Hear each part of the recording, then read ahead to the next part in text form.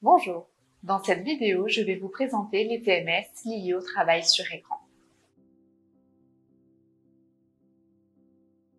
Les troubles musculo-squelettiques, TMS, regroupent des symptômes et des lésions touchant les différentes parties du corps humain impliquées dans les mouvements et le travail, tels que les tendons, les nerfs et surtout les muscles. Ces affections douloureuses touchent principalement les tissus mous. Bien que les méta-analyses ne montrent pas de lien clair entre le travail sur ordinateur et les TMS, de nombreuses études ont révélé que le travail prolongé sur écran peut causer des douleurs dans le cou, les membres supérieurs et le bas du dos. Des postures de travail inconfortables, telles que le cou en extension pour lire l'écran ou en flexion pour regarder les touches du clavier, les poignets en appui sur la table pour la saisie ou le coude en extension pour manipuler la souris, peuvent également aggraver les douleurs. En outre, l'utilisation excessive de la souris peut être source de tendinite et syndrome de canal carpien. Les TMS sont également liés à la durée quotidienne de travail sur écran. Les douleurs posturales sont plus fréquentes lors d'une tâche de saisie de données exécutée pendant au moins 7 heures par jour devant l'écran, par rapport à une tâche plus flexible de dialogue avec une liberté de mouvement et une durée de travail sur écran ne dépassant pas 5 heures par jour. Une vitesse de frappe excessive peut également générer des TMS aux membres supérieurs. La posture assise et statique prolongée fige la posture et peut provoquer une fatigue musculaire, notamment des muscles trapèzes qui sont continuellement actifs, même à faible sollicitation. Ces facteurs peuvent engendrer des myalgies dans le cou et l'épaule lors d'un travail informatisé. En France, environ 5% des TMS sont reconnus comme des maladies professionnelles attribuables au travail sur écran. Vous savez dorénavant ce que sont les troubles musculo-squelettiques liés au travail sur écran. Dans la prochaine vidéo, nous aborderons la fatigue visuelle. Le travail sur ordinateur n'a pas été prouvé comme étant directement lié à des pathologies visuelles, mais cela ne signifie pas que le risque de fatigue visuelle ne soit pas important. En effet, le travail sur écran requiert une forte sollicitation de la fonction visuelle en raison de plusieurs contraintes, telles que la nécessité de regarder différentes zones à des distances variées de l'œil, notamment l'écran, le clavier et des documents papier. Cette sollicitation régulière des muscles oculaires peut entraîner une fatigue visuelle qui se manifeste par des symptômes subjectifs, des modifications physiologiques et une baisse de la performance visuelle. Parmi les plaintes les plus courantes liées à la fatigue visuelle, on peut citer les picotements dans les yeux, les maux de tête, l'éblouissement, une vision moins nette, une lourdeur des globes oculaires, les yeux secs. Ces symptômes sont réversibles, c'est-à-dire qu'ils peuvent disparaître après une période de repos. Pour prévenir la fatigue visuelle, il est recommandé d'adopter une bonne posture, de faire des pauses régulières et de régler correctement la luminosité et le contraste de l'écran. L'automassage peut aider à réduire la fatigue oculaire. Je vous invite à consulter nos vidéos sur l'automassage.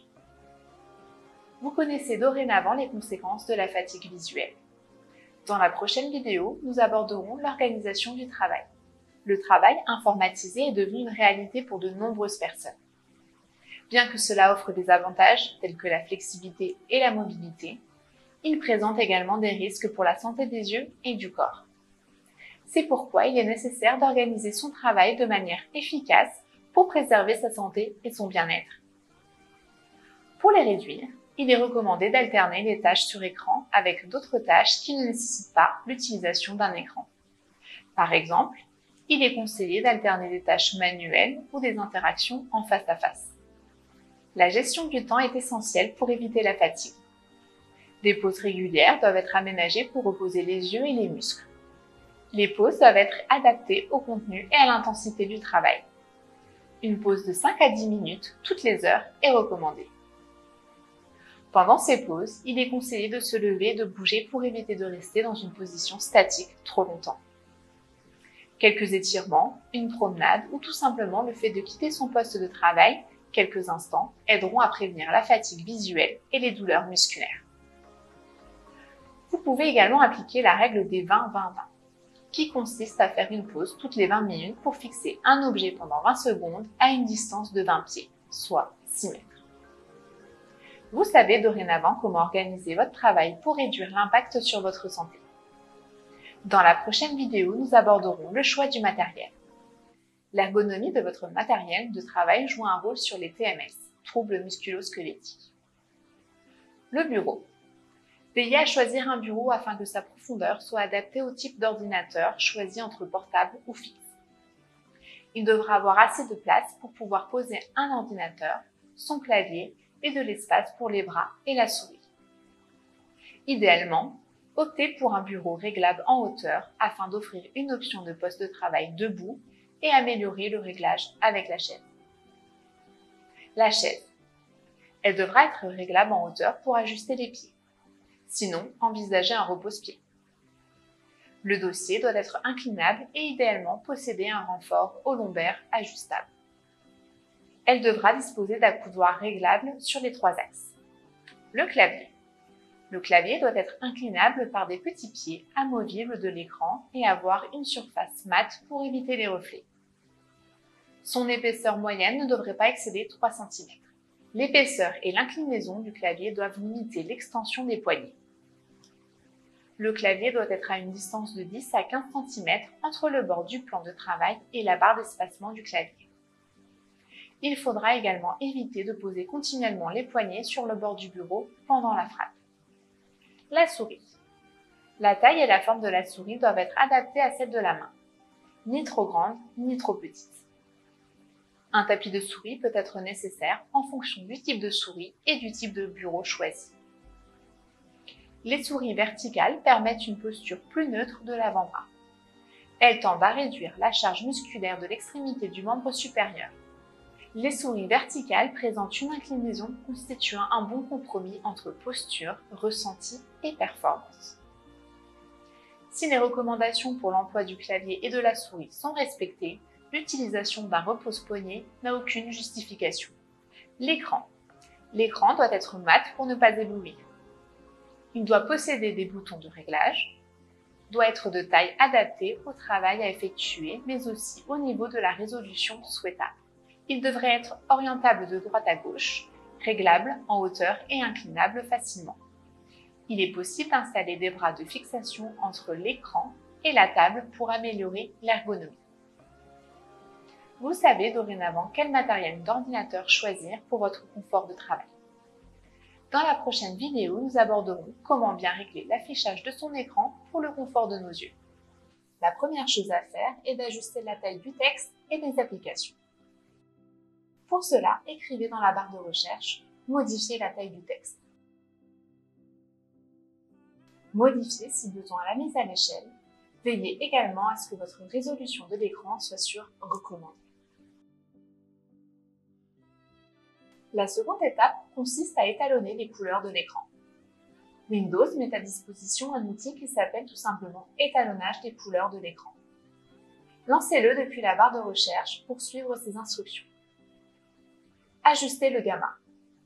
Le terme gamma définit l'équilibre des couleurs RGB de l'écran avec sa luminosité et le niveau de gris. Ajuster le gamma permettra d'avoir une reproduction fidèle des couleurs. Ajustez le curseur afin d'avoir des ronds gris sans qu'il y ait de petits ronds noirs ou blancs. Ajustez la luminosité. L'intensité lumineuse s'exprime en candela par mètre carré. Plus le chiffre est grand, plus l'écran est capable de produire une forte luminosité. Étant donné la diversité des écrans, il est nécessaire d'ajuster la luminosité de votre écran pour votre confort de travail. Pour ce faire, ajustez la luminosité grâce au bouton sur votre écran afin que le X soit à peine visible et que vous puissiez distinguer la chemise du fond noir. Ajustez le contraste. Le contraste est une caractéristique qui permet de représenter l'écart des couleurs lumineuses et sombres. On dit qu'un contraste est fort quand le blanc et le noir sont très puissants. À l'inverse, un contraste faible donnera un effet grisâtre aux couleurs. Un contraste trop élevé peut fatiguer les yeux. Grâce au bouton contraste de votre écran, faites en sorte d'afficher les boutons de la chemise tout en conservant l'ombre de ses plis. Ajustez l'équilibre des couleurs. Il est possible que les caractéristiques de votre écran fassent tirer les couleurs vers le rouge, le vert ou le bleu. Pour ajuster cet équilibre, faites en sorte d'avoir un gris neutre en réduisant le rouge si vous trouvez que c'est trop rouge, le vert si c'est trop vert ou le bleu pour trop de bleu. Ajustez la lisibilité des textes. Pour votre confort oculaire, Windows termine par un optimiseur de lisibilité des textes. Choisissez les exemples de textes les plus lisibles ou agréables à votre lecture. La troisième étape consiste à ajuster le mode confort. Dans certains horaires de travail, il est recommandé d'ajuster la colorimétrie de votre écran afin de réduire la fatigue visuelle. Ajustez l'éclairage de votre écran en fonction de l'heure. Windows met en place son système d'éclairage nocturne qui réchauffe la couleur de votre écran à partir d'une heure définie. Par défaut, 20 heures. Jaunir les couleurs de l'écran permet d'atténuer l'impact de la couleur bleue sur votre fatigue oculaire et votre sommeil. La couleur bleue a une longueur d'onde plus courte et plus intense qui affecte plus les yeux par rapport aux autres couleurs. Elle freine la sécrétion de mélatonine par le cerveau, ce qui ralentit l'endormissement, à l'inverse de la couleur rouge qui aidera au sommeil. La dernière étape consiste à régler la mise en veille de l'écran et de l'ordinateur. Allez dans Paramètres, puis écrivez Mise en veille. Ajustez le compte à rebours pour éteindre votre écran quand votre ordinateur n'est pas en activité. Ajustez également la mise en veille de votre PC afin de réduire votre consommation d'électricité et votre pollution visuelle et sonore. Vous savez dorénavant comment bien régler votre écran pour le confort de vos yeux. Dans la prochaine vidéo, nous aborderons l'utilisation de la lumière avec votre poste de travail. Lors de l'implantation d'un poste de travail comprenant un ordinateur, il est important de prendre en compte plusieurs aspects pour assurer une configuration adéquate. Voici les recommandations à suivre. L'éclairage naturel. Adaptez les éclairages naturels et artificiels afin de prévenir les éblouissements et les reflets sur écran. Orientez vos écrans perpendiculairement par rapport aux fenêtres pour éviter les reflets et les éblouissements liés à la lumière naturelle. Utilisez des cloisons mobiles ou des mobiliers hauts dans les bureaux paysagers pour protéger contre les risques d'éblouissement. Réduire au maximum les contrastes entre la luminance de l'écran et celle des autres zones de l'espace de travail pour une performance visuelle optimale. Limitez la surface de vitrage dans un local destiné au travail informatisé à environ un quart de la surface du sol. Par exemple, si votre bureau mesure 20 mètres carrés, alors votre surface vitrée ne doit pas dépasser 5 mètres carrés. Installez des stores à lamelles horizontales sur les fenêtres pour réguler la luminosité et limiter la vision du ciel lorsque nécessaire. L'éclairage artificiel. Il existe différents types d'éclairage artificiel tels que l'éclairage direct intensif, l'éclairage indirect ou l'éclairage mixte. Pour un éclairage direct intensif, dirigez la lumière vers le bas à l'aide de luminaires équipés de grilles de défilement en plaçant les postes de travail entre deux rangées de luminaires. Pour un éclairage indirect, dirigez la lumière vers le haut ou vers un mur directement au-dessus du poste de travail ou à proximité immédiate. Les lampes d'appoint. Prévoyez une lampe d'appoint pour les personnes qui consultent fréquemment des documents papier. Vérifiez que l'éclairage de ces documents est d'au moins 200 lux, voire 300 lux.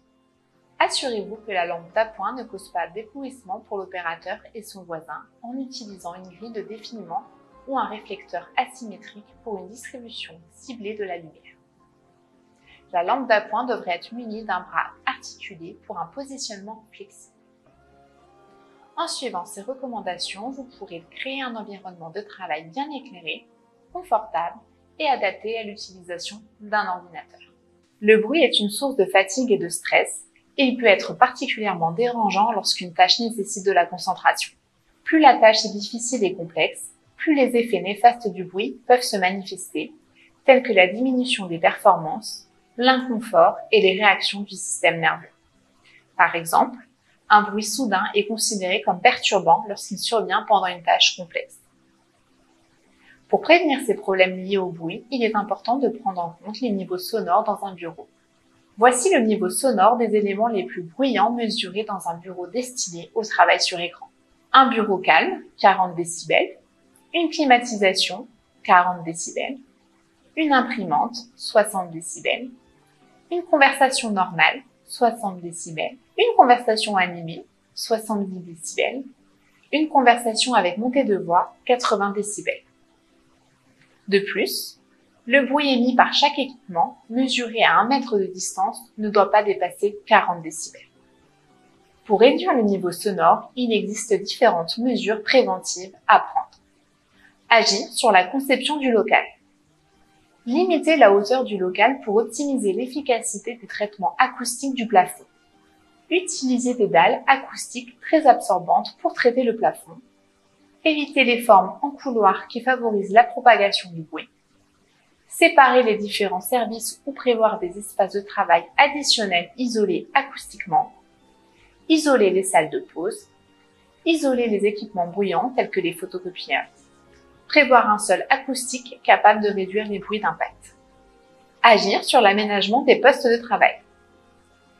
Adapter l'agencement du bureau en fonction des activités. Assurer une distance de 5 mètres pour garantir une bonne discrétion. Utiliser des écrans acoustiques en veillant à leur hauteur, leur capacité d'absorption sonore et celle du plafond.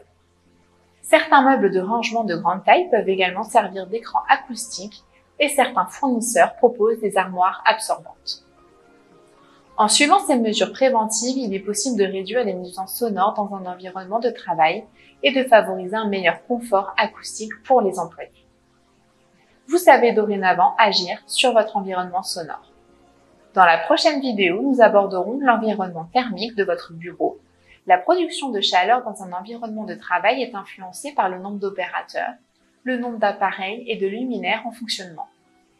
Bien que la climatisation soit souvent installée dans les locaux pour réduire la chaleur, elle peut créer un courant d'air désagréable pour les occupants. Les conditions de confort thermique issues de la norme ISO 7730 sur les ambiances physiques modérées, 1995, sont recommandées. Veillez à bien distribuer la chaleur pour que la différence de température verticale entre 1,10 m au niveau de la tête et 0,10 m au niveau des chevilles ne doit pas dépasser 3 degrés Celsius. En période hivernale ou période de chauffage, la température de l'air doit être maintenue entre 20 et 23,5 degrés Celsius.